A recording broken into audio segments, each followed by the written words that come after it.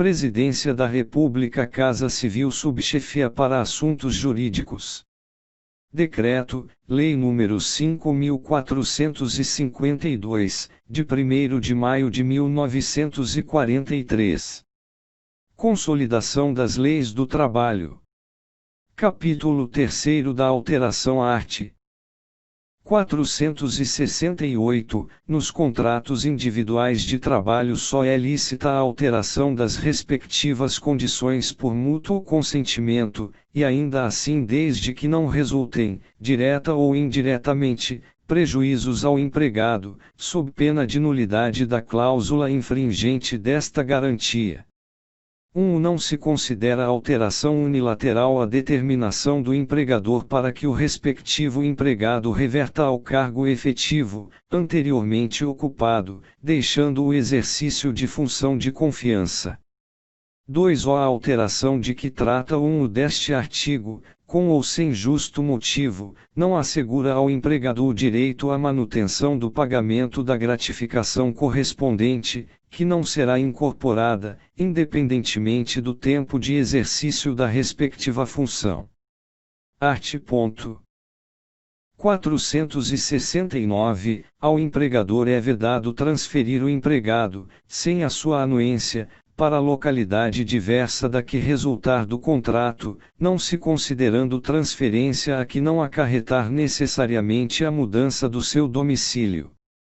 Primeiro, não estão compreendidos na proibição deste artigo, os empregados que exerçam cargo de confiança e aqueles cujos contratos tenham como condição, implícita ou explícita, a transferência, quando esta decorra de real necessidade de serviço. Segundo, é lícita a transferência quando ocorrer extinção do estabelecimento em que trabalhar o empregado. Terceiro, em caso de necessidade de serviço, o empregado poderá transferir o empregado para a localidade diversa da que resultar do contrato, não obstante as restrições do artigo anterior, mas, nesse caso, ficará obrigado a um pagamento suplementar, nunca inferior a 25%, dos salários que o empregado percebia naquela localidade, enquanto durar essa situação.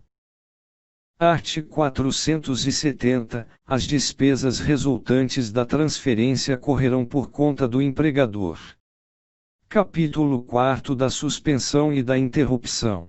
Art. 471. Ao empregado afastado do emprego, são asseguradas, por ocasião de sua volta, todas as vantagens que, em sua ausência, tenham sido atribuídas à categoria a que pertencia na empresa.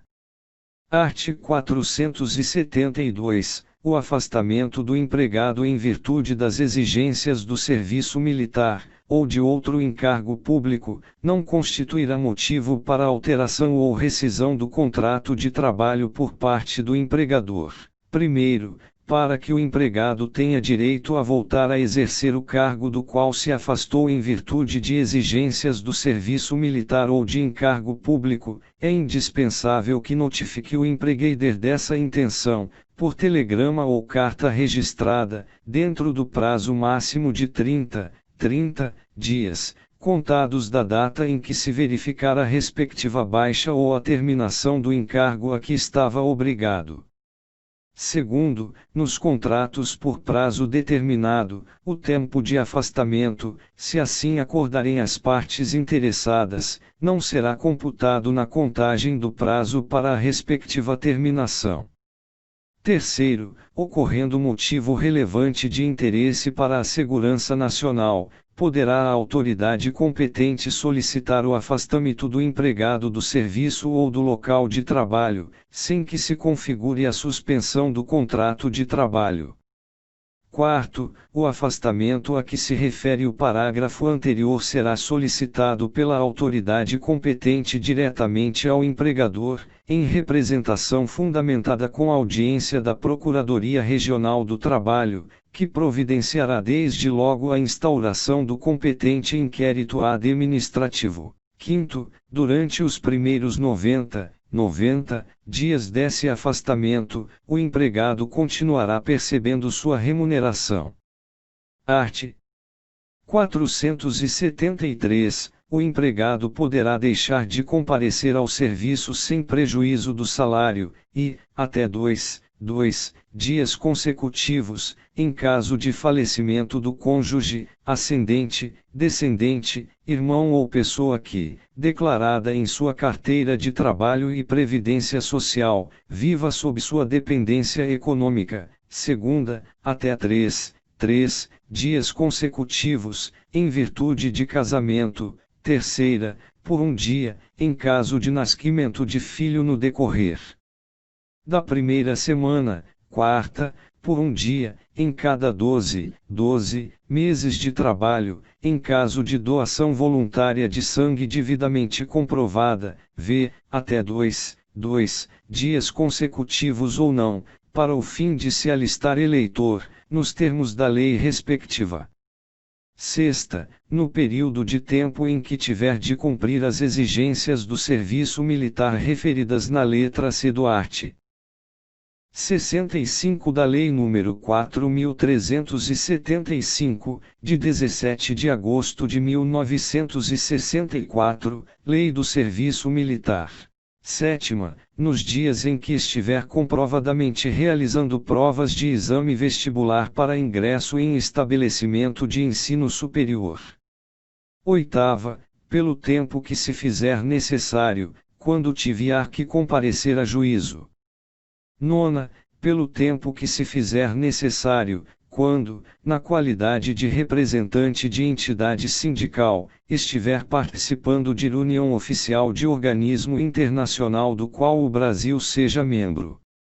X, até 2 dias para acompanhar consultas médicas e exames complementares durante o período de gravidez de sua esposa ou companheira. 11, por um dia por ano para acompanhar filho de até 6 anos em consulta médica.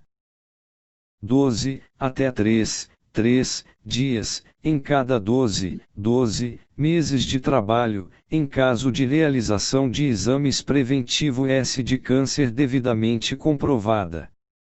Art. 474, a suspensão do empregado por mais de 30 dias consecutivos importa na rescisão injusta do contrato de trabalho.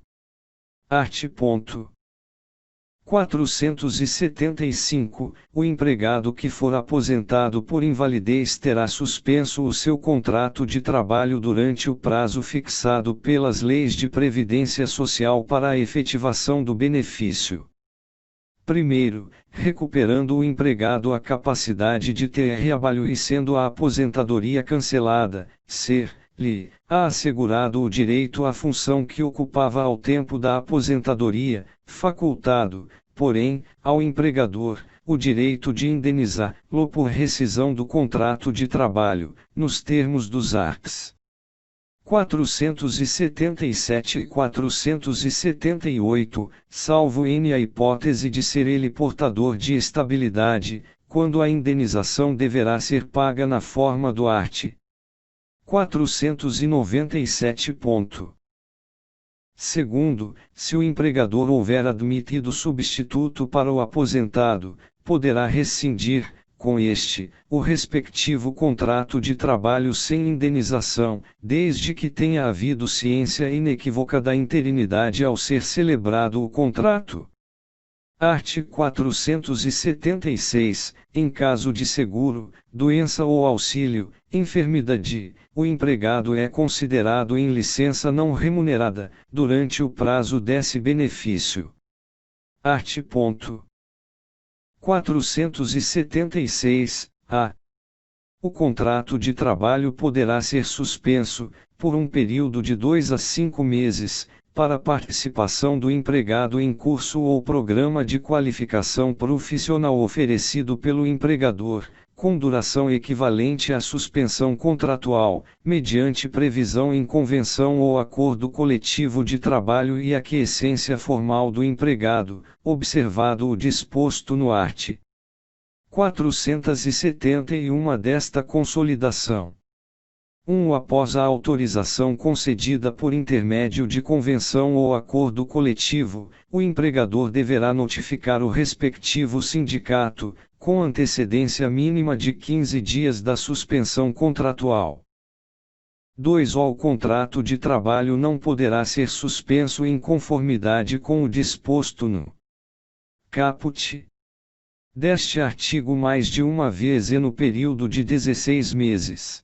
3. O empregador poderá conceder ao empregado ajuda compensatória mensal, sem natureza salarial, durante o período de suspensão contratual nos termos do caput deste artigo, com valor a ser definido em convenção ou acordo coletivo.